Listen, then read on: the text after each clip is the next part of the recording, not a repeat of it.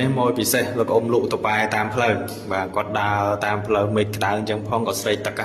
ហើយមានកដងនៅដៃរបស់គាត់បើគាត់ទិញខាងក្រៅក៏យ៉ាងហោចណាស់ក៏2000ដែរប៉ុន្តែដល់ពេលដែលមានកដងនេះមួយគាត់មកទិញទឹកពីទីនេះបានគាត់ចំណាយធំតែ100ទេគាត់បានទឹកញ៉ាំអញ្ចឹងគាត់ចំណេញច្រើនណាស់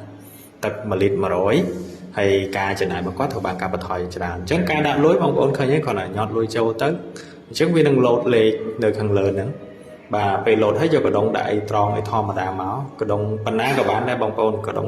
20លីត្រក៏បានដែរដាក់ចូលដូចគ្នាបាទហើយចុចប៊ូតុងខាងលើហ្នឹងប៊ូតុងបង្ហូរបាទពេលហ្នឹងបើហូរមកហើយពេលដែលពេញទឹកពេញយើងអាចចុចបិទបាន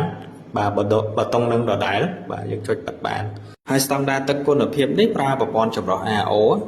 ហ្នឹងគឺរហូតដល់7ជាន់ឯណោះបងប្អូនអញ្ចឹងជាទឹកមួយដែលមានសុវត្ថិភាពមានប្រព័ន្ធបំពាក់តេស្តត្រឹមត្រូវនៅលើទូនឹងផ្ទាល់តែម្ដងដូច្នេះបងប្អូននេះជាឱកាសមួយសម្រាប់បងប្អូនដែលចង់បង្កើតប្រាក់ចំណូលបន្ថែមតាមរយៈទូលក់ទឹកស្វ័យប្រវត្តិនេះហើយជាទូដែលមានស្តង់ដារត្រឹមត្រូវ